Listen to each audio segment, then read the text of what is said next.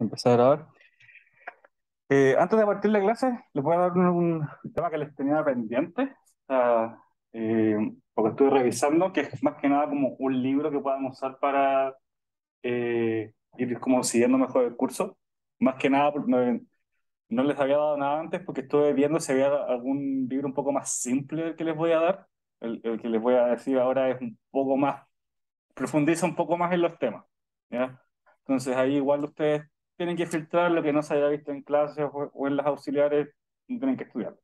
¿Ya? Profe, ¿Mm? lo que pasa es que tengo un choque horario con la primera cátedra de la semana. ¿Ya? Respecto a la materia de las coordenadas y el plano celeste, ¿Ya? ahí también esos textos van involucrados. Sí, este libro tiene todo el curso. Ah, ya, vale. Ya tiene todo el curso, pero para darles una idea, este libro se usa, por ejemplo, como base solamente para un curso de estrellas. ¿Ya? Entonces, la materia, por ejemplo, que tiene de estrellas, da para hacer un curso completo. Obviamente, ustedes no tienen que estudiarlo todo, porque profundiza mucho, pero lo que se vea de estrellas también sale ahí. ¿Ya? El libro se llama, y déjame dejar acá. Ay, qué pena.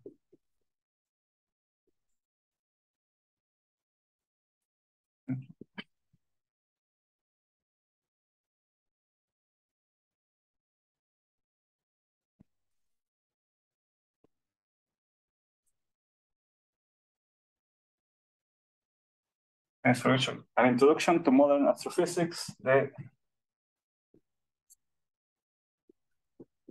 ah,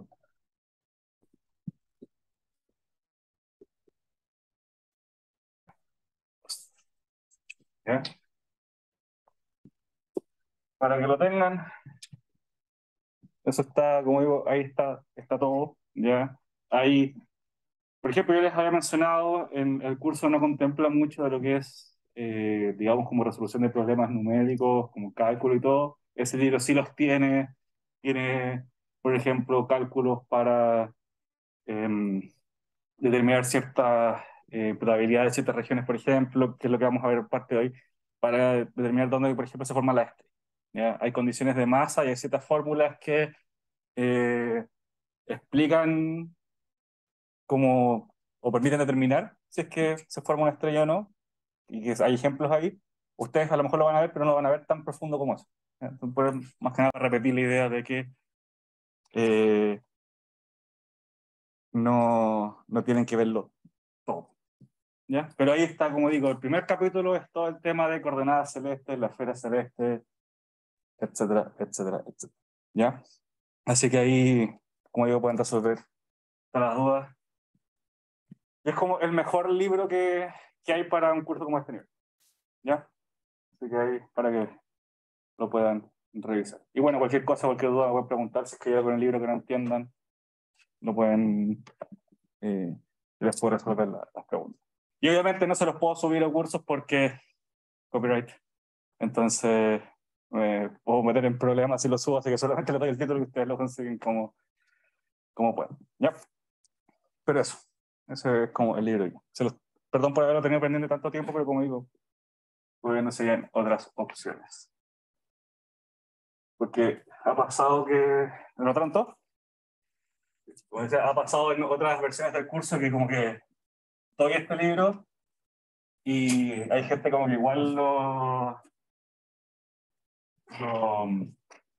cuando lo estudia completo, pues entonces empiezan a preguntar cosas y yo digo como eso no entra, no incluye, no va en el curso, es más profundo, es más adelante, porque además hay materias que van después, así que ya.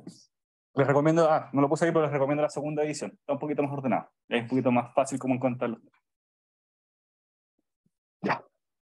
Terminando con eso, vamos a partir como la clase. La clase hoy día no tiene presentación porque esta clase es un poco más fácil, es más explicativa, como no tengo tanto que ponerle una presentación, es más lo que voy a hablar.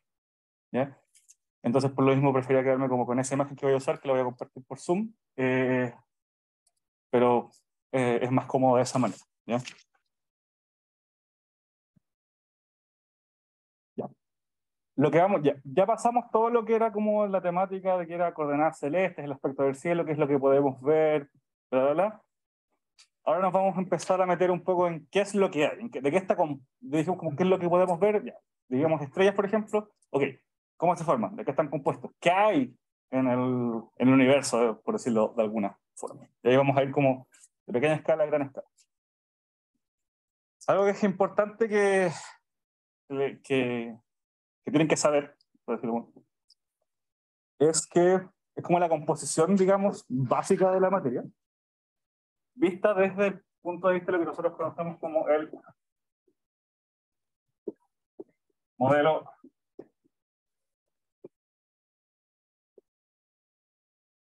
estándar. ¿Alguien ha escuchado alguna vez del modelo estándar? ¿Sabe a qué se refiere? ¿Le suena? A lo mejor han escuchado como modelo estándar de partículas. ¿No? Ya. No vemos uno. Trata de como caracterizar la composición del átomo. Sí, de cierta manera sí. Y más micro todavía. Más micro. Básicamente lo que te intenta es... No es tanto relacionado solamente como con la composición de la materia en sí. El modelo estándar de partículas trata más que nada como de explicar los comportamientos que tienen relación con fuerzas. ¿Ya? Nosotros lo que sabemos es que las partículas interactúan mediante distintas fuerzas. Lo que busca el modelo estándar es como explicar cuáles son las partículas más básicas, por ejemplo, que interactúan mediante estas fuerzas y cómo lo hacen. ¿Ya? Y el modelo estándar se dice partículas justamente porque explica la interacción de partículas con estas fuerzas. Es básicamente esa la idea. ¿Ok? En base al modelo estándar, que va también más a un nivel más fundamental que electrones y protones, ¿ya? Hay dos componentes de las partículas, o dos tipos generales de partículas fundamentales, que son los fermiones y los bosones. ¿Ya? El bosón probablemente es un nombre que han escuchado, todos han escuchado alguna vez mencionar el bosón de Higgs, esta partícula que se ha descubierto, y que permite de alguna forma explicar ciertas interacciones, ¿ya? Pero esas son como las dos divisiones como básicas de partículas que tiene el modelo estándar. ¿Alguien sabe cuál es la diferencia? ¿Sabe cuál es la diferencia entre fermión y bosón? No espero que lo sepa porque esto es un tema de física cuántica, pero a veces hay ¿Spin? sí, tienen diferencias en los valores de spin, pero pero el spin es una de las diferencias que tienen, pero no es como la diferencia fundamental que los separa, por decirlo de alguna manera. ¿Ya? Pero si el spin es un buen ejemplo. Ya. Esto tiene que ver con lo que se conoce como mecánica estadística o estadística cuántica, que básicamente los fermiones son partículas que siguen lo que se llama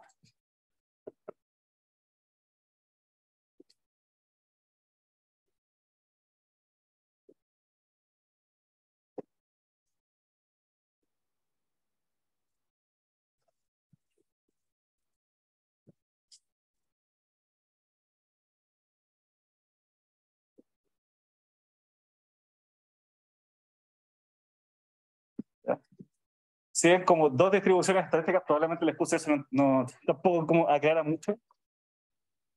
Básicamente, estas estadísticas que se llaman estadística de Fermi-Dirac y la estadística de Bose-Einstein, tiene que ver con cuando se estudian un ensamble de partículas, o sea, un conjunto de partículas, ¿ya? Estadísticamente lo que se hace es calcular de alguna forma la distribución de estados energéticos que puede tener este sistema y estados energéticos que pueden tener las partículas de este sistema. Para no entrar en detalle, porque esto es todo un curso de física, es básicamente que hay estados, cada partícula puede tener combinaciones de diferentes parámetros que posee, parámetros físicos, ¿ya? Que tienen más o menos energía, por decirlo de alguna forma. Y hay estados que son más o menos probables en base a las partículas que componen dicho ensamble. ¿Ya? Eso es lo que estudia como la estadística, la mecánica estadística o la estadística cuántica. Eso es como la introducción general. La estadística de Fermi-Dirac y la estadística de Bose-Einstein son ciertas estadísticas particulares que siguen estas partículas que tienen que ver con algo que se llama el principio de exclusión de Pauli. Me mencioné. Lo que dice básicamente esto es que si yo tengo, por ejemplo, algo lo más simple, yo tengo un átomo que tiene dos electrones, ¿ya? En el mismo nivel energético.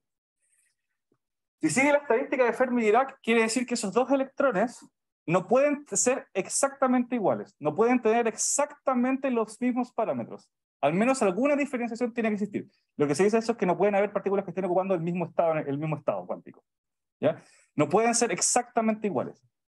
Si hubieran dos partículas que tuvieran exactamente el mismo estado, que sigue la estadística de Fermi-Dirac, quiere decir que no son dos partículas, estáis viendo la misma partícula. ¿Ya? No eran dos, y realmente era una. ¿No? Eso es la estadística de Fermi-Dirac. Son partículas que siguen el principio de exclusión de Pauli, o sea, no pueden estar en el mismo estado energético dentro de un ensamble de partículas. ¿Ya? Entonces, todas las partículas que siguen eso son fermiones. Esa es como la definición. Los fermiones son las que siguen la estadística de Fermi-Dirac, quiere decir que cumplen el principio de exclusión de Pauli, quiere decir que no pueden estar en el mismo estado energético. ¿Ya? Hay los parámetros que se llaman los números cuánticos, hay 4, por ejemplo, que son es momentum, es M, N, L y S, que es el spin. ¿Ya? Son esos 4 como los típicos. Los bosones, por otro lado, no siguen el principio de exclusión de Pauli. O sea, pueden haber dos partículas idénticas que ocupen exactamente el mismo estado energético. ¿Ya? Esa es la estadística de Bose-Einstein. Y obviamente, si yo tengo dos partículas si yo tengo dos partículas que no pueden tener los mismos estados, la estadística que las domina es distinta. La distribución que van a seguir es distinta. Ahora sí tengo de alguna forma permitida la repetición, entre comillas, la estadística cambia. Las mediciones cambian. ¿Ya? Por eso se dividen, porque las mediciones y las observaciones van a cambiar en base a esta repetición o no repetición. Básicamente se refiere a si las partículas son distinguibles o no. Claro.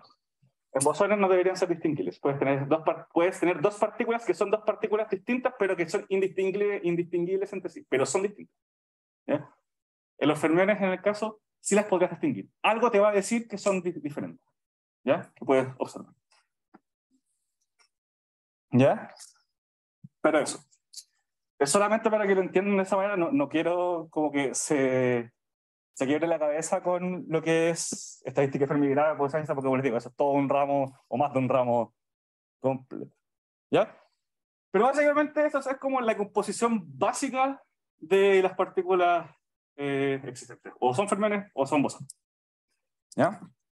Ahora, yo después puedo subdividir esto y lo voy a explicar con los fermiones primero.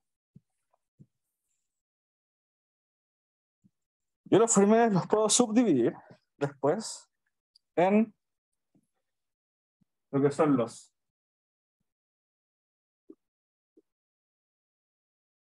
quarks.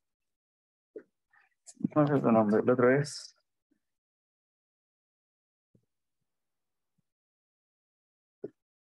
leptones.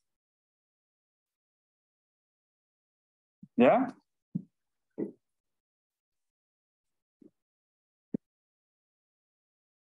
Y la división aquí tiene que ver, aquí es cuando voy a meter ya con el tema de las fuerzas. ¿Ya? Los quarks pueden interactuar mediante cuatro fuerzas fundamentales, los leptones con 3 nomás. ¿Ya? ¿Alguien sabe cuáles son las 4 fuerzas fundamentales? ¿No las he escuchado? Electromagnetismo es una, fuerza electromagnética es una, gravedad es otra, ¿ah? Es nuclear fuerte, nuclear débil. ¿Ya? Los voy a dejar aquí arribita anotadas.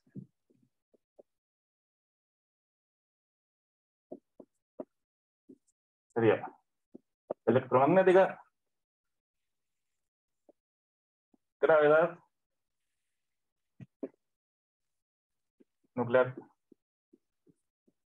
fuerte, nuclear débil. ¿Ya? Tienen esas 4. Entonces los quarks interactúan entre estas 4 fuerzas, entre sí. Los leptones interactúan solo entre 3. Algo súper importante. Si bien aquí estoy incluyendo la gravedad tiene problemas con el modelo estándar. Por eso les explicaba, el modelo estándar trata de como explicar en base a 3, que son electromagnetismo, nuclear fuerte y nuclear débil. Si bien las partículas pueden interactuar mediante gravedad, hay ciertos elementos que, digamos, dejan la crema. Ahí voy a explicarles un poquito más cómo eso, pero... El hecho de que la gravedad no satisfaga muy bien el modelo estándar o viceversa, ¿Sí? tiene que ver como las dimensiones que estamos estudiando. Claro, tiene que ver con las dimensiones, tiene que ver como con... Lo que pasa es que tiene que ver con que la gravedad te deja una crema, y aquí voy a empezar a tirar como teoría, porque la gravedad, ponte tú... El primer problema que tenéis con la gravedad es como también con la interacción con el tiempo, porque el tiempo, que es como esta otra dimensión que uno puede considerar, estas 3 cuestiones son lineales con el tiempo y no tienen ningún efecto. La gravedad te afecta al tiempo, crea distorsiones temporales, por ejemplo, ¿ya? Que eso lo explica la relatividad. Ya, todos hemos escuchado esta historia de que si uno va en un cohete que viaja muy cerca de la velocidad de la luz, van a pasar 80 años en la Tierra y bueno, pueden haber pasado 8 minutos, por ejemplo. Ya, eso es físicamente con la relatividad se puede explicar y es como una conclusión lógica de eso. Pero eso solamente por funcionamiento de interacción de gravitación.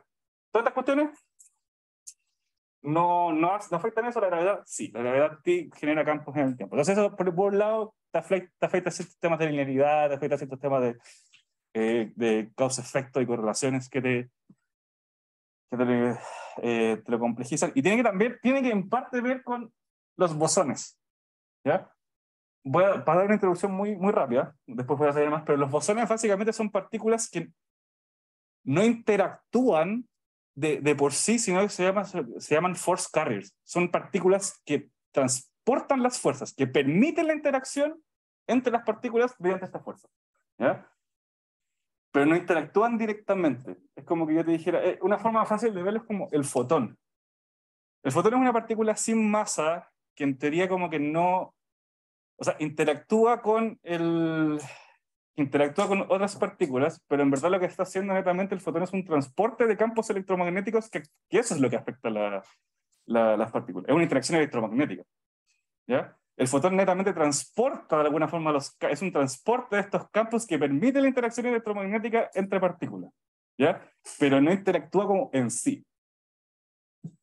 El gluón, el bosón Z y el bosón W es la misma idea, con otras fuerzas, que son estas 3. La gravedad no tiene bosón, porque para que exista un bosón, que se llama gravitrón, no es consistente con cómo funcionan las partículas en el modelo estándar.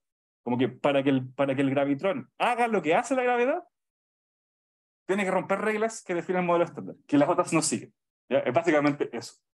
Entonces, por eso la gravedad como que te deja la crema, como que actúa de su propia manera.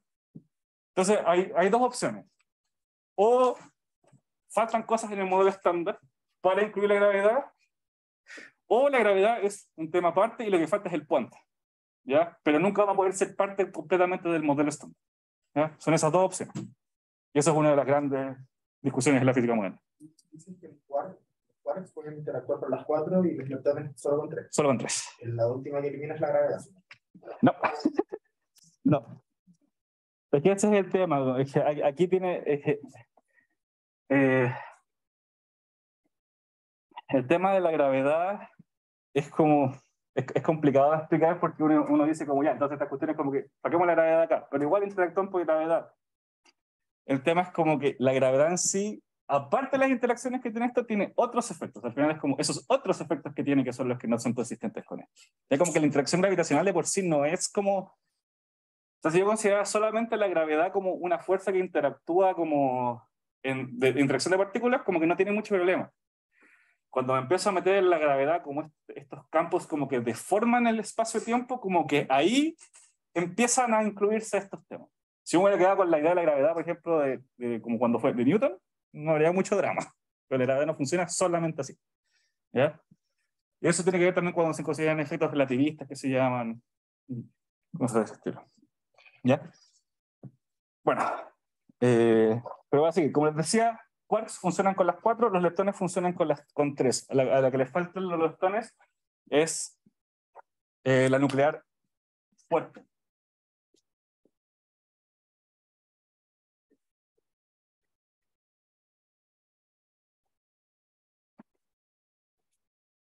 ¿Ya? Esa es la que en los leptones no permiten interactuar. Que no se haga mucho acá, lo voy a cambiar.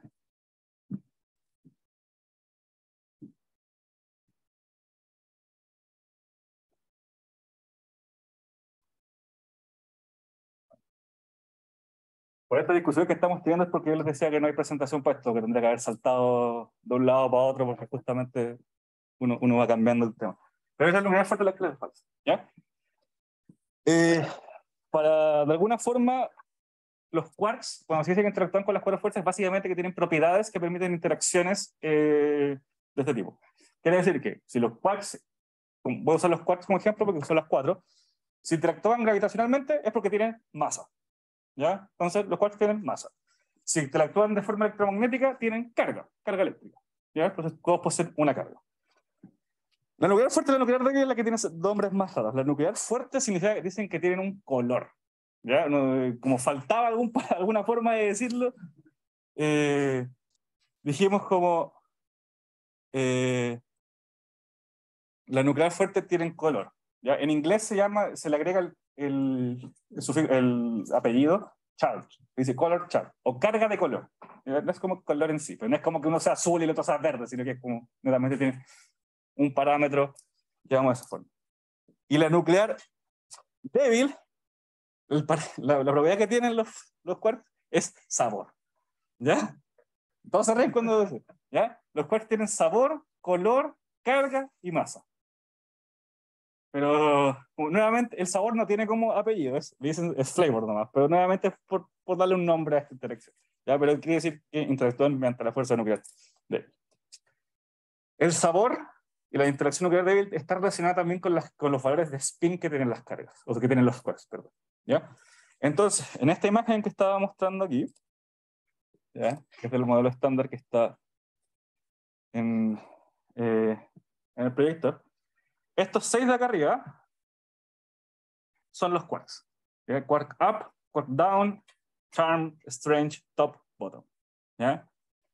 El charm, strange, esos nombres también fueron dados por ciertos comportamientos que tenían de alguna forma, pero era para que sonara bonito. ¿Ya? Y bueno, aquí están las propiedades que les decía. La masa, la carga, el spin asociado con el sabor, el color, podrían verlo de cierta manera como con el color de estas cosas. ¿Ya? Pero eso es como son las propiedades que tienen. Por si acaso, aquí la masa está dado en mega electron volt partido en C cuadrado, pero eso es una unidad de medida de masa. He dividido energía por energía, así que se da. El spin solo afecta lo del sabor, ¿no? Sí, principalmente, sí, eso es sabor. Pero no es como que el spin sea un medidor del sabor, es más un tema de que están asociados. ¿Ya? El spin de las partículas tiene cierto, no quiero decir efecto, pero sí tiene, sí juega parte dentro de la interacción nuclear débil. ¿Y el color? ¿Por qué propiedad se ve afectado? ¿Por la carga? El color, es que el tema de las interacciones nucleares fuertes y débiles no tienen que ver con no tienen que ver con otras propiedades, como que de alguna forma el hecho es que, como decía, son fuerzas fundamentales, son como que esas propiedades actúan solamente con esas fuerzas. La carga no tiene interacción con el color o con el sabor. El término que se diga color charge es netamente como decirle carga de colores, por decir como que tienen un valor de color, ¿ya? Tienen como un valor numérico, entre comillas, de color, por decirlo de alguna manera. ¿Ya? Y finalmente los quarks pueden formar dos tipos de, digamos, compuestos un poquito más grandes. ¿Ya? Voy a borrar los leptones por mientras para que entiendan. Que son lo que se conocen como hadrones. ¿Ya? Y los bariones.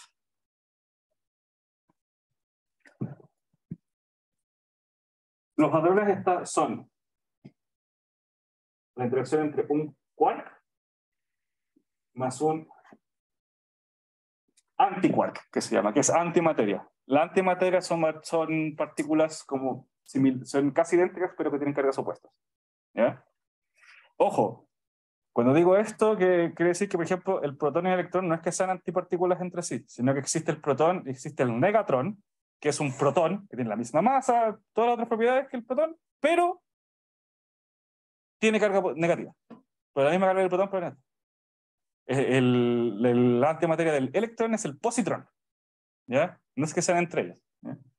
Pero los hadrones son, de hecho, el colisionador de hadrones, por ejemplo, lo que hace es hacer colisionar quarks con sus antiquarks respectivos, ¿ya? Y los bariones son 3 quarks, ¿ya? Y aquí están los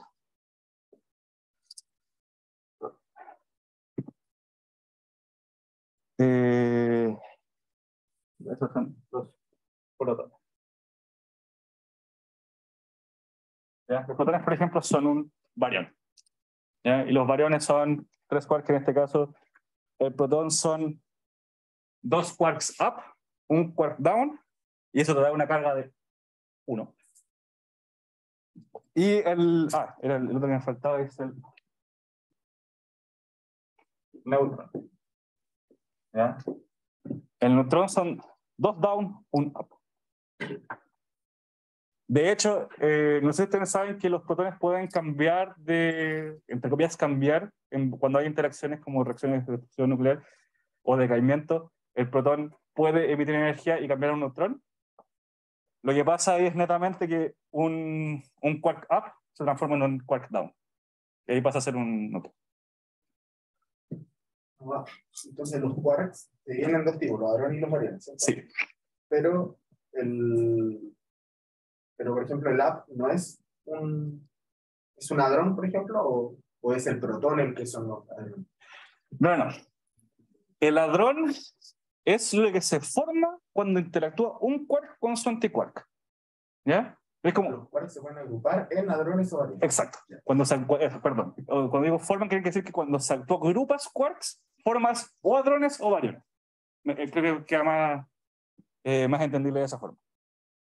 Entonces, cuando se junta un quark con su antiquark respectivo, forma un hadrón. Cuando se forman 3 quarks, pueden formar, por ejemplo, protones o neutrones, ya que son bariones. Eso, por un lado. Después estaban, como decía, estaban los leptones, ya que son estas interacciones que no tienen la nuclear fuerte. Ya pueden ver también que son masa, carga, spin asociada con la nuclear débil. ¿Ya? Los leptones no tienen mucha más diferenciación, aparte de esto. Si se fijan, de hecho, por ejemplo, está el electrón, está el muón, está la partícula tau, y está el electrón neutrino, muón neutrino y tau neutrino. Ya esto tiene que ver con las asociaciones de de que hay interacciones entre los neutrinos y el electrón neutrino, entre el muón y el muón neutrino. Pues si se fijan, por ejemplo, entre el electrón y el muón son muy similares, tienen la misma carga, tienen el mismo spin, lo único que cambia es la masa. Entre tau y el electrón lo mismo, mismo spin, misma carga, mucha mayor masa, ¿ya? Podría entenderse de forma como muy simple que el muón es como un electrón más masivo. Obviamente tiene otras propiedades, no es como que sea un electrón más grande, pero una forma como simple o lo más simplificado posible de entenderlo es como una suerte de electrón más grande, ya como con ciertas similitudes, pero mucha mayor masa y que se forman ciertas condiciones particulares, ¿ya?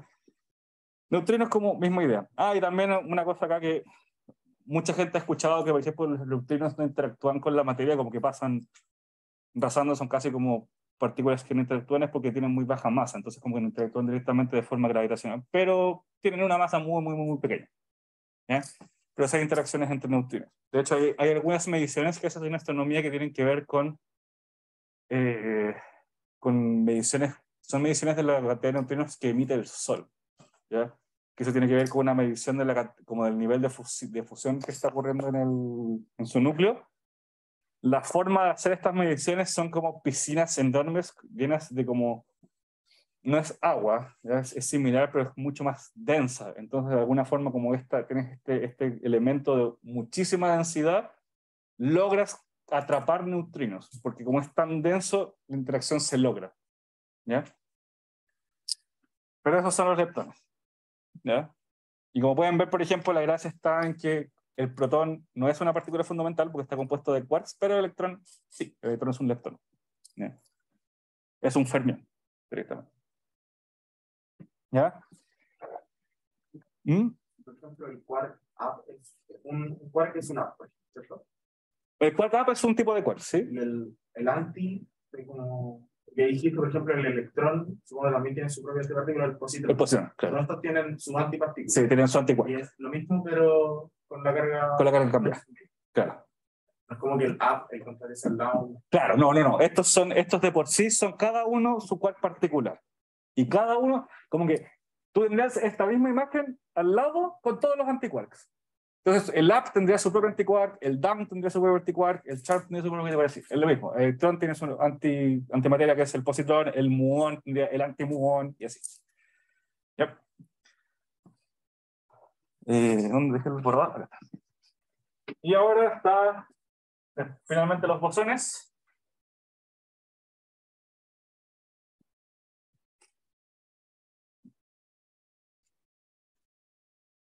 Y como les mencionaba antes, o sea, son partículas que son principalmente, como decía, lo que son estos force carriers, estos transportadores de fuerza. ¿Ya?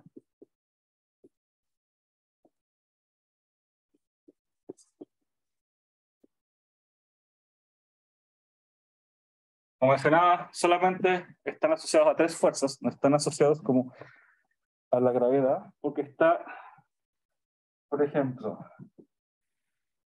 el gluón se asocia a la nuclear fuerte, está el W y Z, que ambos están asociados a la nuclear débil. Está el fotón, que ya, como lo expliqué antes, está asociada al electromagnetismo. ¿Ya? Ahí está, existe la propuesta del gravitón, que es el de la gravedad, pero como decía, no se incorpora en el modelo estándar porque necesitaría muchas diferencias, un comportamiento muy distinto para explicar todos los efectos que produce la gravedad, ¿ya? Que no son consistentes con estas otras. Pero básicamente eso. Entonces, si se fijan, por ejemplo, otra gracia que tienen por ejemplo, el gluón no tiene masa, no tiene carga, tiene spin. Fotón lo mismo, todos sabemos, los fotones no tienen masa, no tienen carga de por sí, porque son netamente campos electromagnéticos, pero tienen spin. Los bosones Z y W, el bosón Z sí posee masa, ¿ya? El bosón también posee masa y el bosón W tiene la particularidad que puede intercambiar cargas, en el sentido porque puede tener carga positiva o negativa. ¿Ya? Ya en el gluón del fotón. Ya, la diferenciación del gluón y el fotón, aquí me van a disculpar porque esto es un tema que yo hace mucho tiempo que no vi y cuando lo vimos igual no me metí tanto, pero tengo entendido que tiene que ver mucho con la escala de transporte que tienen. El gluón no sobrevive mucho tiempo. El gluón como que necesita como transportar esta fuerza en escalas muy pequeñas. ¿Ya? Como que es difícil aislar, por ejemplo, un gluón si no estás haciendo mediciones de interacción de partículas en escalas muy pequeñas. El fotón puede viajar lo que quiera. Tú sabes, o sea, los fotones del Sol nos llegan hasta acá y nos llegan fotones de miles de millones de kilómetros de distancia. ¿Ya? Si no me equivoco, esa es como la diferencia principal. Obviamente a nivel cuántico tienen un montón de diferencias mucho más detalladas, pero visto como de esta manera más simple, esa es como la principal diferencia. Y es una cuestión que se puede detectar y se puede como observar a escalas muy pequeñas de interacción. Pero es buena pregunta. Muy buena pregunta. Pues claro, porque visto aquí, como que solo con esas propiedades, como que son iguales. Pero es eso, con temas de escala. ¿Ya? Bueno. Y lo último, como para ir como cerrando esta idea del modelo estándar, para poder seguir como con lo que viene después. El tema del modelo estándar es que, como ya les mencionaba, funciona para estas tres. Tiene problemas con la gravedad. Hay varios problemas que tiene el modelo estándar. Los más importantes son, bueno, el gravitón, como ya lo mencioné. Esta otra que es, ¿han escuchado ustedes de la materia oscura? ¿Alguien ha escuchado como qué es la materia oscura? ¿Mm? Claro, es una gran parte del espacio que es el principal. Claro, ya. Bueno, este es otro tema. El tema de la materia oscura es que el nombre es súper decidor. Nosotros podemos estudiar la materia bariónica, que se llama, que es que básicamente que es materia que interactúa mediante estas tres fuerzas. Principalmente nosotros conocemos la materia bariónica, por ejemplo, por las interacciones electromagnéticas porque producen fotones. La producción de fotones nos permite ver luz y vemos la luz de los... La materia oscura no interactúa como la materia bariónica. La materia, por también agregarlo, la materia bariónica es la materia compuesta por bariones, que eso lo expliqué antes, ya que es la que nosotros conocemos como coloquialmente como materia en general, ¿ya? Y interactúan mediante estas fuerzas y, por ejemplo, mediante la producción de fotones. O la interacción con fotones, mejor dicho. La materia oscura no interactúa de la misma manera con que la materia bariónica. Por lo mismo, no podemos medir la interacción de la materia bariónica, no podemos como realizar mediciones de materia oscura, porque todo lo que tenemos para medir está diseñado para medir interacciones de materia bariónica. Básicamente la idea es como, para hacerlo muy simple, yo tengo un telescopio que está configurado para detectar fotones, ¿ya? Si la materia oscura interactúa de manera que produce otra cosa que no sean fotones, no lo voy a captar nunca. No lo veo, es oscuro, por eso se llama materia oscura, porque no se ve, ¿ya? Lo que sabemos que sí tiene la materia oscura es masa, que interactúa gravitacionalmente con el resto de la materia, ¿ya? Entonces no podemos explicar la materia oscura con estos elementos del modelo estándar, ¿ya? Porque si la materia oscura estuviera compuesta de quarks, por ejemplo, como los bariones, tendría que emitir algún bosón, o sea, no, una partícula, debería emitir algo medible de alguna forma. Debería existir algún parámetro de medición que pudiéramos utilizar que fuera consistente con los que tenemos del modelo estándar. Por ejemplo, los fotones, ¿ya? Pero no lo podemos medir. Por lo tanto, la única opción es que tiene que estar compuesta de algo que no sea quarks o que no sean leptones. Ahí entra la complicación. Y como decía justamente, el problema de la materia oscura es que no es que sea poca, es 5 veces más, está en 5 veces mayor cantidad que la materia bariónica, ¿ya? O sea, si yo tengo, por cada kilo de materia bariónica que yo tengo, deben existir 5 kilos de materia oscura. Es mucho mayor cantidad. Por lo tanto, como que es raro que el modelo estándar, si quiere ser como el modelo que explica todo, no pueda explicar el mayor componente del universo, por decirlo de alguna manera, ¿ya? Entonces ese es otro problema que tiene el modelo estándar. Hay formas de resolver esto, se está trabajando como para justamente incluir la materia oscura, ¿ya? Si quieren averiguar un poco más de la materia oscura, una forma como muy entendida de verlo es estudiando galaxias, ¿ya? Que es el ejemplo que de hecho fue como se descubrió. Básicamente, ustedes saben que las galaxias rotan, ¿ya? Uno puede hacer una medida de velocidad de rotación versus distancia, ¿ya? Y un objeto que rota solamente por efectos gravitacionales, considerando la masa visible de una galaxia, o sea, son la masa de estrellas más gas, debería seguir una curva de cierta forma, ¿ya? Lo que ocurre con las galaxias es que llega un punto en que a medida que te vas alejando la velocidad es más o menos constante. La única forma de que eso sea constante es que haya mucha masa que esté permitiendo como estas velocidades, este tipo de interacción gravitacional. Como no hay más masa visible, la única opción es que haya algo de materia que no vemos. Y ahí se determina como la existencia de la materia oscura. Y el último problema que tiene el modelo estándar es lo que se llama la asimetría de materia-antimateria, ¿ya?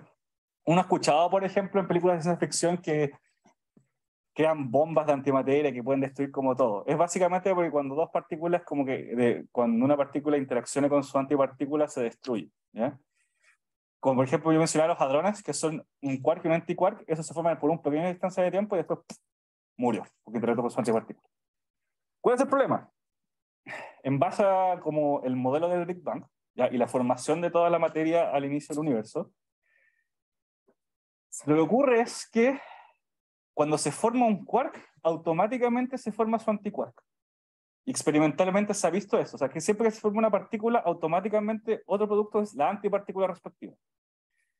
¿Qué quiere decir esto?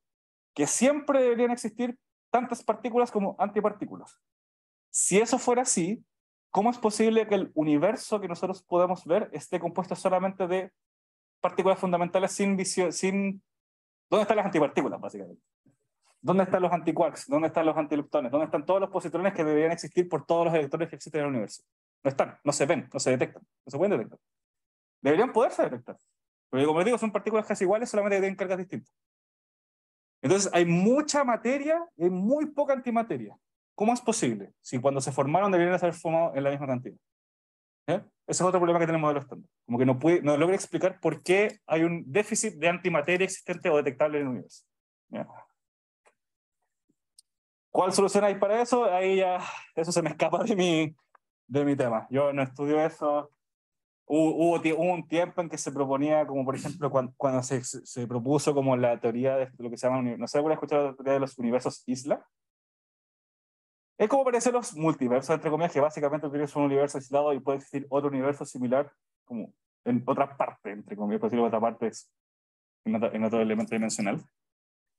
Hay gente que propuso que lo que pudo haber ocurrido era como que cuando se formó el Big Bang, lo que produjo fueron como dos de estos universos, y uno fue un universo de materia y otro un universo de antimateria. Medio loco, pero fue una propuesta. Según yo, según lo que tengo entendido, como que se refutó después por un tema de cómo es posible producir estos dos y cómo se dividiría de forma tan perfecta. Pero fue una teoría que trató de explicar en su momento. En la actualidad hay teorías un poco más concretas de qué podría haber pasado, pero igual no se ha solucionado. La simetría es uno de los grandes problemas que tiene la física moderna actualmente. Y hay para explicar cómo el modelo estándar.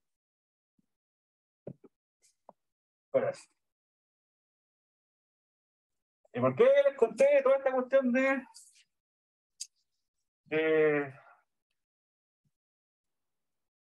como un modelo estándar de partículas fundamentales de bosones y electrones?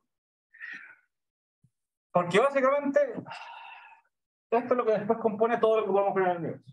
¿Ya?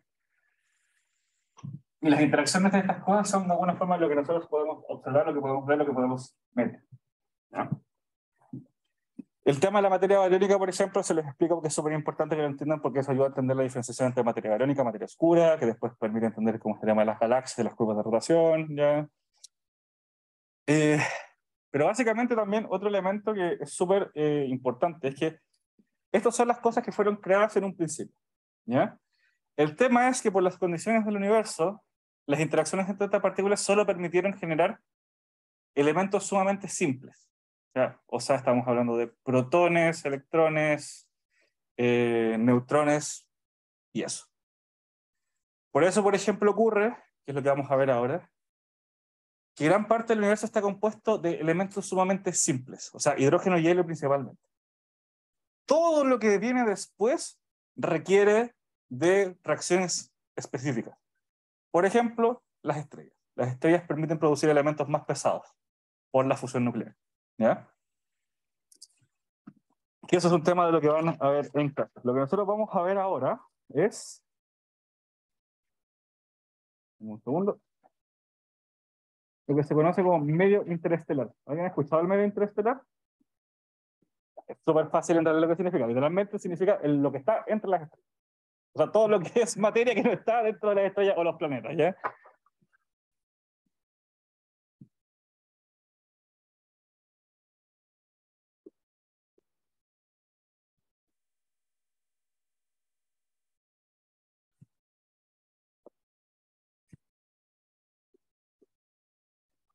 El medio interestelar siempre hace referencia en el libro que les di, se conoce como ISM, ¿ya? Que es Interstellar Medium, ¿ya? Por si lo quieren buscar ahí. Y como digo, es básicamente toda la materia que está entre las estrellas. ¿Ya? ¿Cuál es el tema? Justamente la existencia del medio interestelar no es solo vacío. Hay gente que como que te dice como que el universo es vacío. Como que tienes estrellas nomás, planetas, y como que entre medio no hay nada. No, hay hay partículas ahí dando vueltas. El tema es que el medio interestelar es sumamente poco denso, están sumamente esparcidas estas partículas. ¿Ya?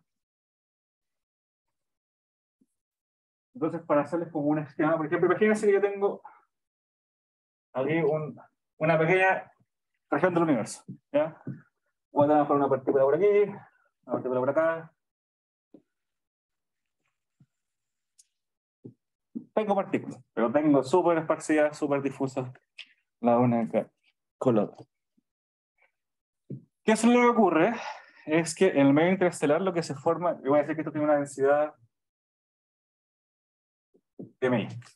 ¿Ya? Lo que ocurre, y la razón por la que estudiamos medio interestelar es porque esto nos permite después entender cómo la formación estelar, la formación de estrellas. ¿Por qué? Porque lo que ocurre es que en el medio interestelar se forman concentraciones de materia, ¿ya? Que son las que después dan origen a las estrellas. Entonces yo puedo tener, por ejemplo, a lo mejor aquí una burbujita, es mucho más grande. ¿Ya? Es decir, de 2, y lo que va a ocurrir es que es muchísimo mayor que la densidad del medio interestelar. ¿Ya?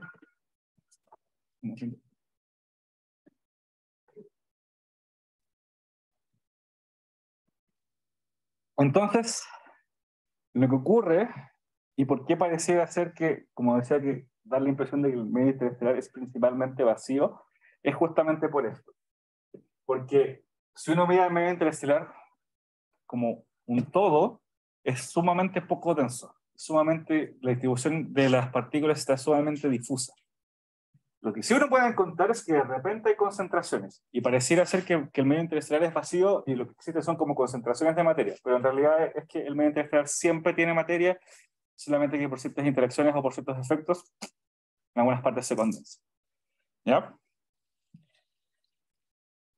Bueno, como les mencionaba, y esto es un poco lo que a nosotros nos interesa, como estas condensaciones. Como yendo de lo más grande a lo más chico, de aquí es donde salen las estrellas. ¿Ya? Para dar como solamente una nota. Entonces, esto es lo que se conoce como gas más polvo. ¿Ya? El gas es principalmente hidrógeno, helio y algunos elementos más pesados. ¿Alguno sabe cómo, o se le ocurre cuál puede ser la proporción de gas en el medio interestelar? 25, 4, Claro, gas es... Las mediciones rondan entre un 70 a un 75% de hidrógeno, de un 20 a un 25% de helio y aproximadamente un 5% de otros. Esa es como la distribución normal. ¿Ya? Esos otros, llámese carbono, llámese oxígeno, producido principalmente por las estrellas en sí. El polvo son principalmente condensados de silicio o de carbono. Es principalmente o grafitos que se llama, o silicatos. ¿Ya? Son como configuraciones de moléculas de silicio y de carbono. Son sumamente pequeños. ¿Ya? Y obviamente, como yo mencionaba, el polvo es silicio o carbono. Como el silicio o carbono es súper poco abundante, quiere decir que el polvo es está en mucho menor abundancia que el gas. El gas es aproximadamente 100 veces más denso en el medio interestelar que el polvo. O sea, si tengo ya desparcido el gas, el polvo está muchísimo más distribuido en el espacio. ¿Ya? Ahora, eso es visto de manera como general. Nuevamente, es posible encontrar que en realidad el polvo está como más concentrado en ciertas regiones. ¿Por qué? Porque justamente, yo les decía, si junto medio interestelar, voy a producir estrellas. Las estrellas son las que producen estos elementos que después forman el polvo. Entonces, en teoría, como que el polvo va a estar más concentrado en regiones donde se han formado estrellas. Tiene sentido, ¿no? Entonces eso pasa. Pero como visto en la escala general del medio interestelar, el polvo es sumamente difuso. ¿Ya?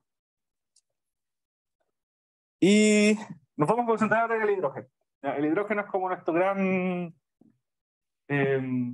elemento que nos va a permitir explicar un montón de cosas.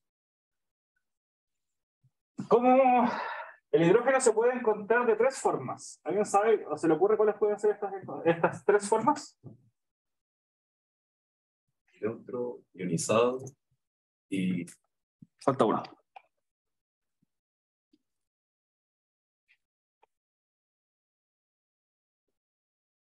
Molecular. Molecular, son moléculas de hidrógeno. Entonces pasando ahora a lo que es el hidrógeno, tengo lo que se conoce como regiones H1, que es neutro. Tengo regiones H2, que son ionizados. Y regiones H2 también, pero con H2, que es molecular. ¿Ya? Una de estas tres es la que forma estrellas. Ahí vamos a ver cuál. Pero, ya. ¿A alguien se le ocurre, viéndolo como desde el punto de vista de la astronomía? Porque nosotros, yo siempre les digo, como la forma que nosotros tenemos de estudiar y detectar las cosas en astronomía es viendo la luz. ¿Ya? ¿Cuál se les ocurre a ustedes que es como la más de estas tres? ¿Cuál es como la más visible? Por ese motivo, lo que se les ocurre. Obviamente Visible como detectable. detectable directamente por alguna forma. ¿Ah? Ionizado. ¿Por qué? Bien simple. Hidrógeno neutro no, realmente es hidrógeno inerte. No hay, por ejemplo, decaimiento energético de los electrones que emitan fotones. Es literalmente el átomo solo. No tiene una emisión que se puede detectar, que es súper difícil de encontrar. Es súper difícil observar hidrógeno. el cambio de espino, ¿no? Efectivamente. El hidrógeno ionizado es más probable de detectar justamente por la recombinación o recaptación de electrones. O sea, cuando tengo mi núcleo de hidrógeno que captura un electrón guacho, va a pasar de que se emite un fotón. Entonces, esa recaptación de electrones produce emisión. Entonces, puedo detectar emisión del hidrógeno ionizado mucho más fácil que el hidrógeno neutro. El hidrógeno molecular también posee emisiones, ¿ya? Pero ahí en realidad depende de como las características particulares de cada nube o cada región de hidrógeno ionizado y hidrógeno molecular. ¿Ya? Pues también hay emisión por interacciones de las moléculas, o sea, entre los átomos de hidrógeno de la molécula. Pero sí, ionizado es como más fácil, entre comillas. ¿La rotura del enlace no produce un fenómeno específico? La rotura del enlace, en teoría sí, pero no es un fenómeno que ocurra en... O sea, ocurre, pero no es un fenómeno... Ya, me voy a adelantar y al final lo voy a robar. En las regiones de hidrógeno molecular es donde es la que forma estrellas, ¿ya? Entonces, no es que sea o sea, es poco común porque las interacciones del hidrógeno molecular son principalmente interacciones gravitacionales que forman después fusión. Entonces, como que ya no estáis midiendo como la rotura del enlace en sí, estáis midiendo como la emisión de fusión, ¿no? ¿Ya? Y lo que ocurre es que cuando se forman las estrellas, justamente la emisión de energía genera como regiones de hidrógeno ionizado porque son la emisión de la estrella la que ioniza el hidrógeno. Entonces después lo que estáis viendo es más que nada la recaptación del electrón. Y estás viendo emisión de ese tipo. Entonces como que sí, tiene como fenómeno físico obviamente la ruptura de ese nivel de energía, pero comparativamente dentro de las emisiones que tú vas a poder detectar aquí como que es, entre comillas, insignificante, comparativamente hablando con la principal emisión de cada uno. ¿Ya? Ya. Y, ajá, ya. Como mencionaba antes, hay una emisión que es en hidrógeno neutro. Lo que se puede detectar es lo que se conoce como emisión de 21 centímetros. ¿Ya? Por si acaso, yo sé que esta materia es como súper densa, porque lo noto con cara cansado. ¿Ya? No es por llamarle la atención ni nada. ¿ya? Así que si de momento como que pierden un poco el hilo, no se preocupen, esto después... Todo esto está súper bien explicado en el libro que les dije, por si acaso. ¿Ya? Así que revisarlo. No, es que yo me acuerdo que de esta materia, cuando yo di otro ramo, modelo estándar era una clase, esto era otra clase, y como que yo condensé todo en uno. Entonces como que igual es pesado, y sé que es pesado, pero es como la forma de... ¿no? ¿Qué libro es? El Introduction to... Ah, sí, que igual va a estar en el video, es Introduction to Modern Astrophysics, de Carroll y Austin. ¿Ya? Ahí está todo. Bueno, la emisión es la emisión de 21 centímetros, que básicamente lo que ocurre acá es que yo tengo... yo puedo tener, por ejemplo, mi átomo de hidrógeno, que va a tener mi protón, que tiene su spin, y voy a tener como mi electrón, que tiene su spin. Y lo que va a ocurrir es que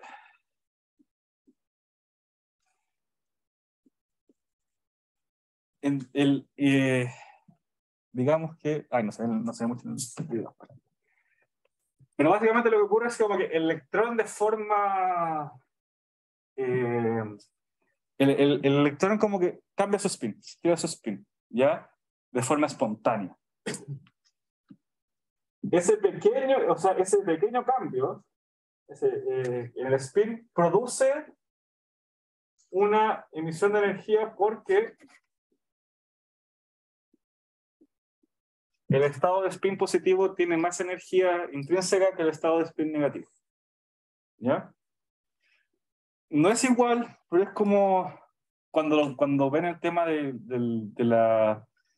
las transiciones energéticas de electrones cuando pasan de niveles más altos a más bajos, que básicamente un nivel tiene más energía que otro, entonces cuando, entre comillas, es similar. El spin tiene una energía intrínseca que es mayor en este estado que en este. Entonces cuando produce este flip, esa energía, ese delta de energía se emite. Y se emite en una longitud de 21 centímetros. ¿Ya? Eso es lo que yo puedo ver de las regiones H1.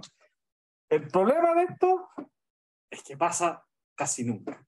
Y físicamente, por ejemplo, tengo entendido que en la Tierra, por ejemplo, no ocurre. No puede ocurrir de forma espontánea aquí, por las condiciones. Como que ocurre solamente se ha detectado como fuera, en el medio interestelar.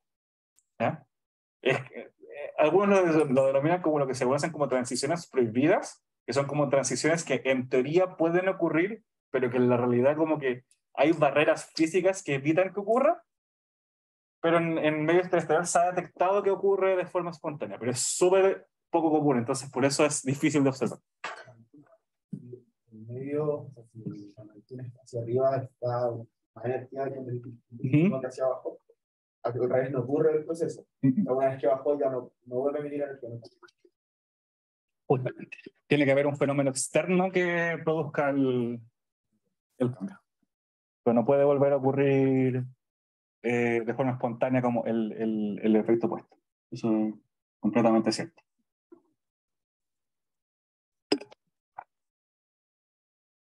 Es decir, que ese cambio de spin no es por una excitación, sino por una búsqueda de... Es como un decaimiento. Claro, es como un decaimiento, entre comillas, sí.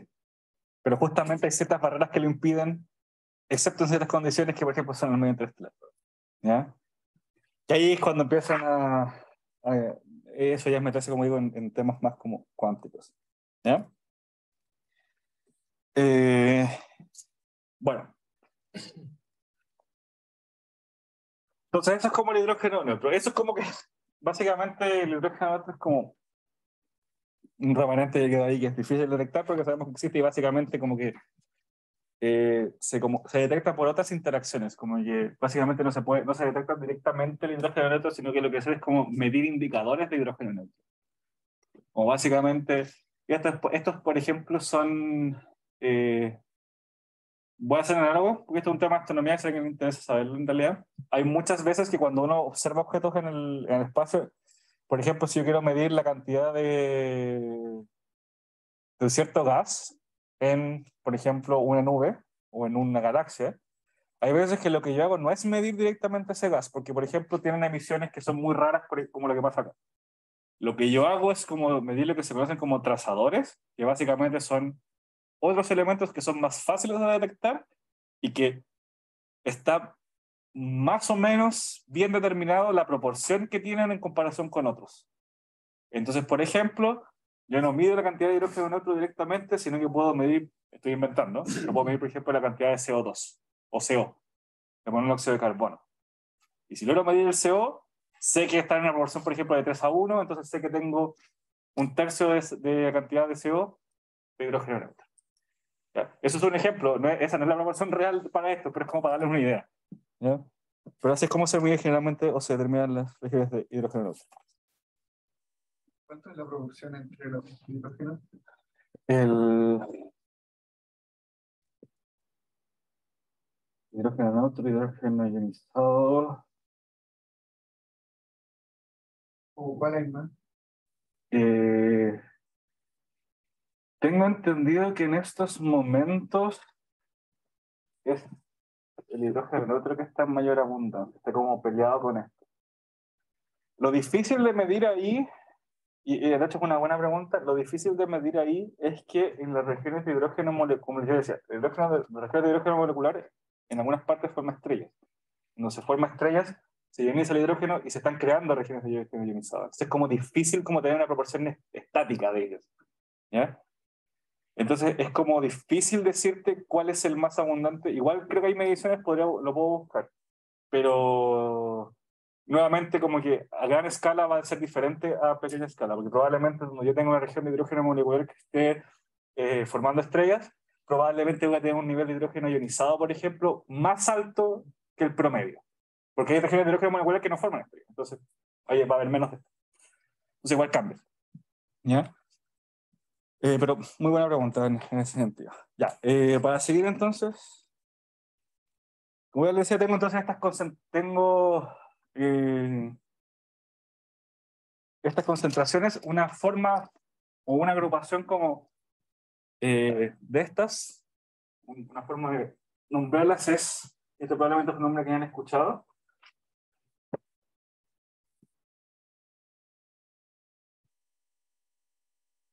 Son nebulosas. Nebulosas o nubes. También. Generalmente a las de hidrógeno molecular se le llaman nubes moleculares más que nebulosas moleculares. ¿Ya? Pero podría ser una como forma de agruparlas en un término más general. ¿Ya? Ahora igual las nebulosas las puedo subdividir en base a otras como características, no solamente como su composición en general, sino que también los puedo agrupar, por ejemplo, por temperatura, las puedo agrupar por densidad, ¿ya? Las puedo agrupar también en base a la proporción de polvo y gas que tienen, ¿ya? Básicamente, por eso voy a decir que puedo tener, por ejemplo, nubes moleculares, pero no todas las nubes moleculares son iguales, ¿ya? Tienen temperaturas distintas que hacen que se comporte distinto, tienen más o menos polvo, que también tienen cierta indicación con la edad, por ejemplo, que tienen, ¿ya? Tienen distintas densidades también, así que en verdad como que si bien esta es como la agrupación general, hay más subdivisiones que yo puedo obtener. ¿Ya? Otra forma como de agruparlas. ¿Ya?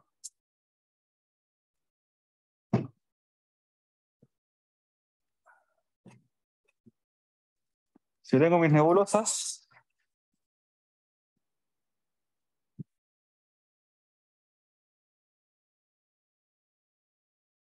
puedo tener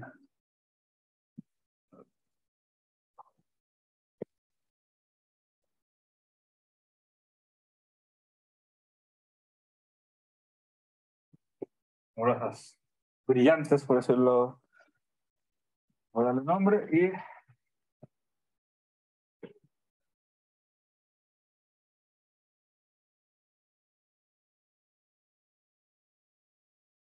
nebulosas oscuras. El nombre es bastante decidor de por qué las estoy clasificando así. Unas se ve más luz, en otras no se ve luz. ¿Ya? Particularmente, ¿cuál es la gracia? Las nebulosas brillantes tienen la particularidad que normalmente ocurren cuando hay estrellas insertas en la nebulosa. Y por eso se ve el brillo. Las oscuras son generalmente es gas inerte.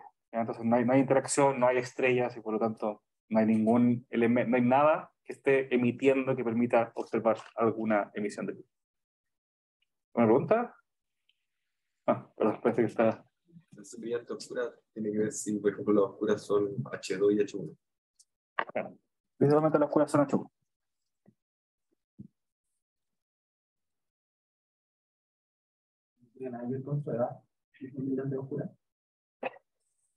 Sí, puede tener que ver con la edad. ¿Ya? Por ejemplo, para dar una clasificación general. Oscuras, H1. H1 siempre son 99,9% de las veces son oscuras. No hay ningún tipo de emisión emitida. En las oscuras pueden haber H2, hidrógeno, H2 el molecular, porque básicamente la idea es como, yo necesito una nube molecular para producir estrellas, pero no todas las nubes moleculares producen estrellas. ¿Ya? Como que mínimo tiene que ser una nube molecular, pero no necesariamente es suficiente con que sea nube molecular. Tiene que ser, cumplir ciertas como condiciones de densidad y masa. ¿Ya? Pero tiene que ser hidrógeno molecular. Esa es como la condición, sí o sí. Las brillantes son principalmente los dos tipos de H2. Moleculares, porque justamente algunas moleculares son las que producen estrellas y por lo tanto el brillo, y las H2 de hidrógeno ionizado, porque justamente, que les mencionaba, son producidas, la ionización es producida por las estrellas y al mismo tiempo tengo la recombinación que también permite emisión y por lo tanto se ve el brillo. ¿Ya? Pero, para seguir acá,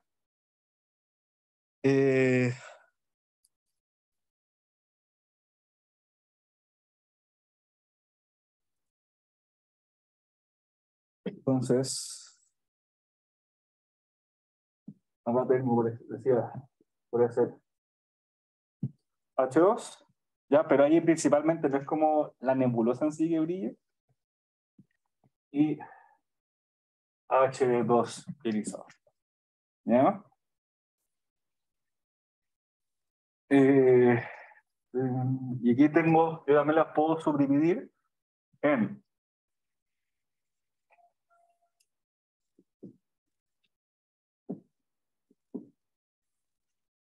emisión, o y aquí están estas dos, que son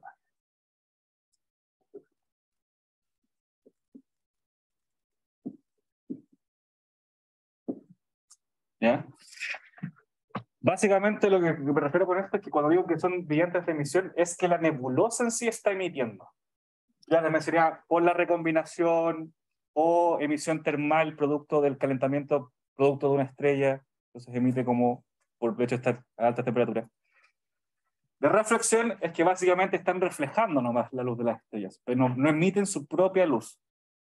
Entonces, por eso tengo esta otra subdivisión, porque las dos brillan, solamente que una es por emisión propia de la nebulosa en sí, y otra es por reflexión nomás de luz proveniente de estrellas. Pero en ambos casos requiere de estrellas. ¿Ya? Estas, las de reflexión, las de rojo mejor, normalmente son temperaturas más bajas, las de emisión son temperaturas más altas. ¿Ya?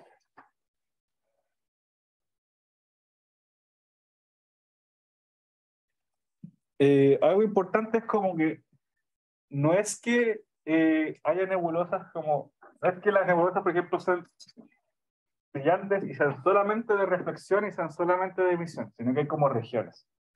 En verdad yo voy a detectar una región que es más reflectiva y otra que es más emisiva, pero ¿ah? Digamos, el sistema de nebulosa, si emite más de lo que refleja. Claro, digo que es principalmente de emisión, justamente. Si refleja más de lo que emite, principalmente de reflexión. Pero igual hay cierta emisión, igual hay cierta reflexión en todo sentido. Porque justamente sería raro que una H2 como que solo emita y todavía puede reflejar, básicamente eso, como que todavía la nebulosa todavía puede reflejar, solamente que es menos lo que refleja de lo que, como dijiste, de lo que emite. ¿Ya? Y bueno, están las oscuras que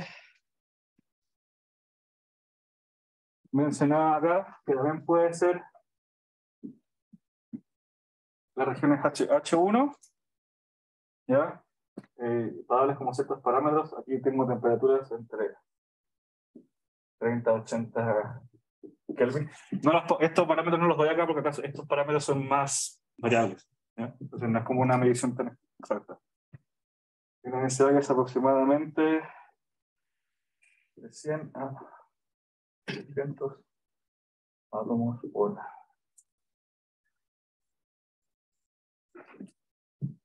¿Ya? Y esto es de...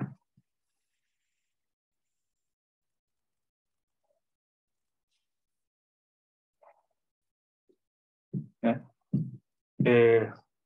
30-80 Kelvin, 100 a 800 átomos por centímetro cúbico, masa de 1 a 100 masas solares. Si tuviera el puntito al centro significa sol. Entonces, de 1 a 100 veces la masa del sol. ¿Ya? Una forma... bueno, estos parámetros, esto dije, los parámetros van a ver en clases, pero por ejemplo, este parámetro particular en la masa es lo que permite o tiene relación con el hecho de que el hidrógeno neutro no puede formar estrellas. Porque en base a las propiedades del hidrógeno neutro, para poder tener interacción gravitacional lo suficientemente para poder producir un colapso de manera que se forme una estrella, necesitaría aproximadamente, con esta densidad, del orden de 1500 masas solares para hacer hidrógeno neutro. ¿Ya? Por lo tanto, como la mayor concentración que tienen es 100 masas solares, jamás va a poder producir suficiente masa para colapsar y producir fusión. El hidrógeno molecular, por otro lado, tiene propiedades distintas. Y esas propiedades distintas hacen que la masa necesaria de hidrógeno molecular para producir el colapso, para hacer fusión, es mucho menor. Y son cantidades que sí se ven nebulosas de ese tipo. Y por eso sabemos que las nebulosas moleculares son las que producen estrellas. ¿Ya? En el libro que les dije, hay una parte que tiene un ejemplo de eso, y hace ese cálculo. ¿Ya?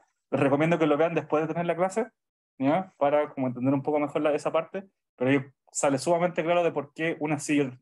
¿Ya? ¿Esos cálculos se hacen con los criterios de Rayleigh? O sea, los criterios... De Jeans, la masa de Jeans que se llama. Existe un criterio que se llama masa de Jeans, que básicamente te dice que en base a cierto componente, distribuido en una región de cierto tamaño, ¿ya? Con ciertas propiedades, te dice como la masa mínima que necesitas para que colapse. El colapso gravitacional, por si acaso, es lo que produce la fusión, porque básicamente como que la reacción gravitacional es tanta que concentra la materia en un punto, y esta concentración permite obtener niveles de temperatura y densidad suficientes para empezar a fusionar hidrógeno en helio y así emitir energía. ¿Ya? Entonces se llama masa de Jeans. ¿Ya? Entonces justamente esa masa de Jeans para hidrógeno neutro te indica que son 1500 veces la masa del Sol, que no se puede encontrar. Y las oscuras también hay, como mencionaba antes, también hay algunas regiones H2, principalmente porque hay regiones que son de H2 que son más o menos densas, entonces las que son más difusas, ¿ya? Que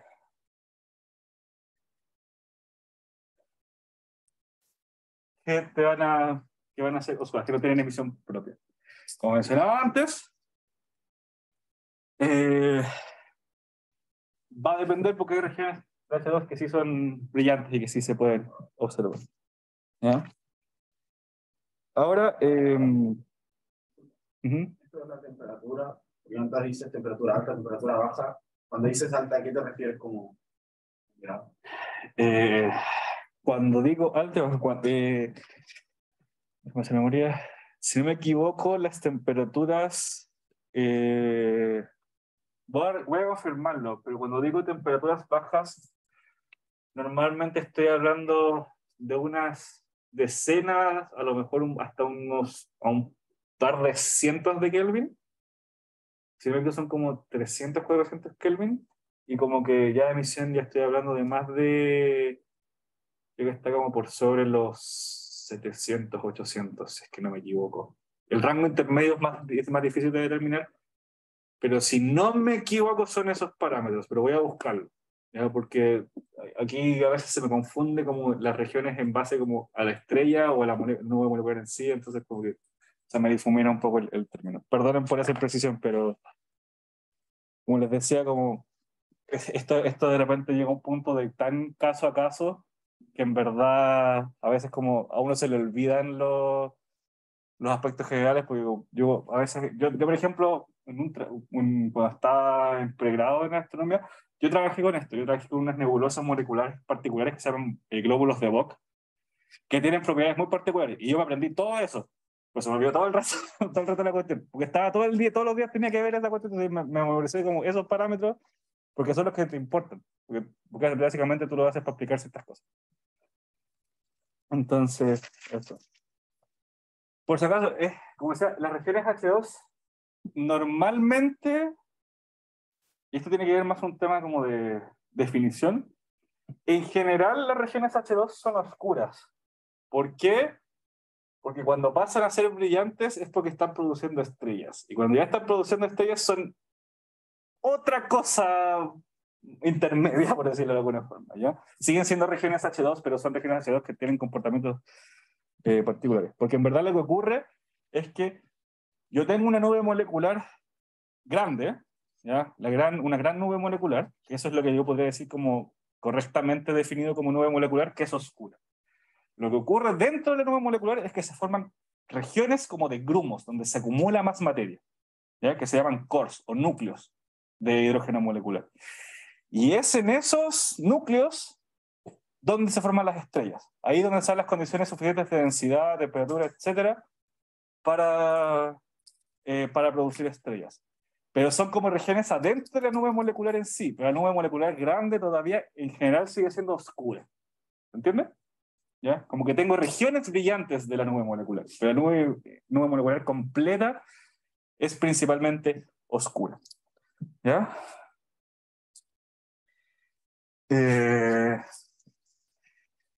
Para darles una idea, las nubes moleculares gigantes, y para darles como también los parámetros, voy a bajar esto un poco. Las nubes moleculares gigantes, como decía, y de hecho voy a ponerlo acá como apellido. Esto es principalmente lo que es estos core, estas acumulaciones, y estas más como la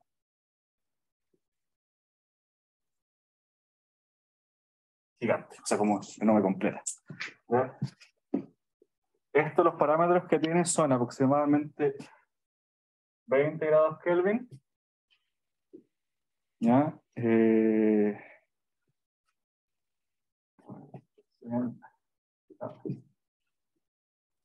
300 partículas por metro cúbico. Y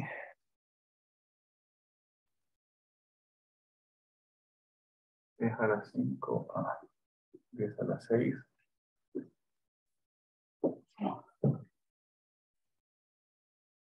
Vas a subir. ¿Ya? ¿Se fijan? Mucho menos densa, menos partículas, más fría, mucho más masiva. ¿Ya? Pero cuando puede ser nubes moleculares gigantes. ¿Ya? Aun cuando sea menos densa, como es muchísimo más grande, es mucho más masiva. ¿Ya? Y en estos cores,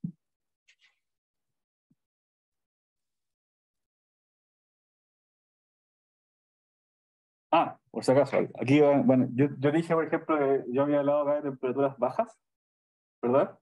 Cuando digo temperaturas bajas es como comparativamente, porque estas temperaturas acá son, por ejemplo, más altas que hay. En un core de una nube molecular son, como decía, unos cuantos cientos...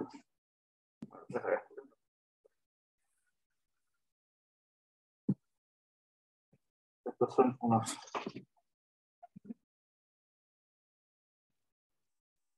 ¿Cuántos cientos de Kelvin? ¿Ya?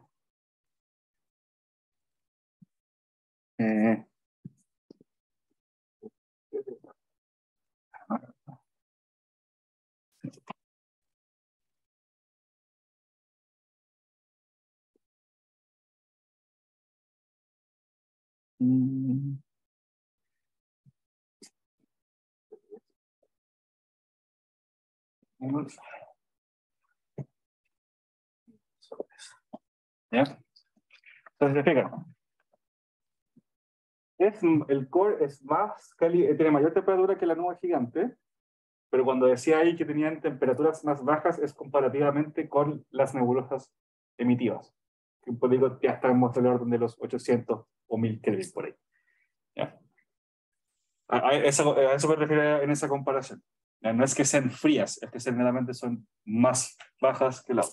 Ya, si se fijan, estos cores, que sigue siendo hidrógeno nuclear, muchísimo más densos, estamos hablando de una partícula, y la masa es un orden, puede ser hasta un orden de magnitud más grande que la del hidrógeno neutro. Son más masivas que el hidrógeno neutro. Las masas, dependiendo del caso particular, la masa INSS que les mencionaba normalmente ronda justamente entre como 500 y 600 masas solares, si no me equivoco. ¿Ya? Pero como digo, depende del caso a caso. ¿Ya?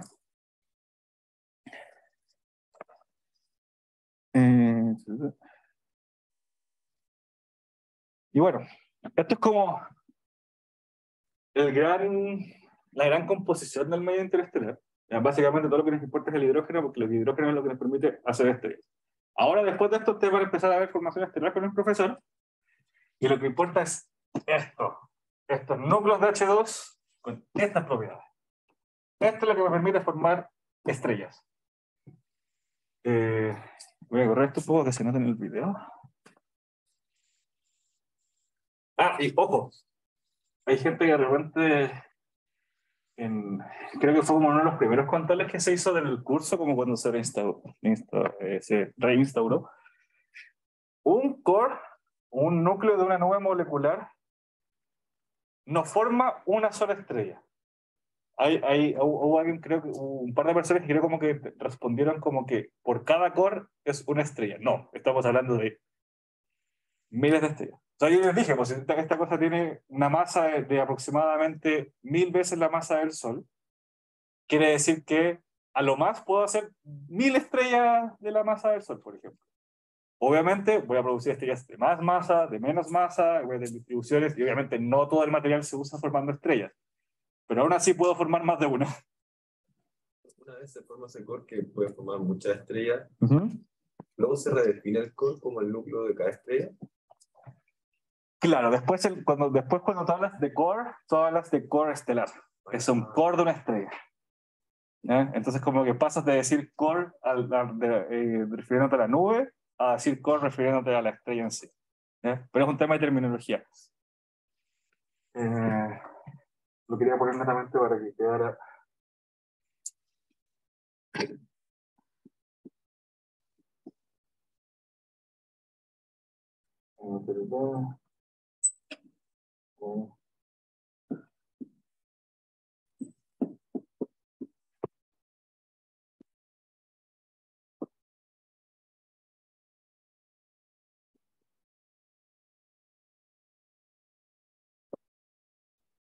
Y ahí se ve.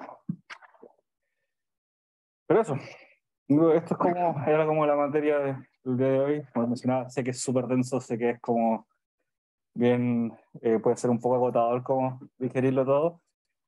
La parte del modelo estándar era principalmente como para darles a entender de qué está compuesta la materia, como les decía también esta introducción un poco de lo que fue la materia oscura, de cómo está lo que es la materia bariónica, como para entender cómo se comportan. Pero lo más importante, yo diría, de la clase en sí es esta segunda parte, todo el medio interestelar en sí, probablemente está.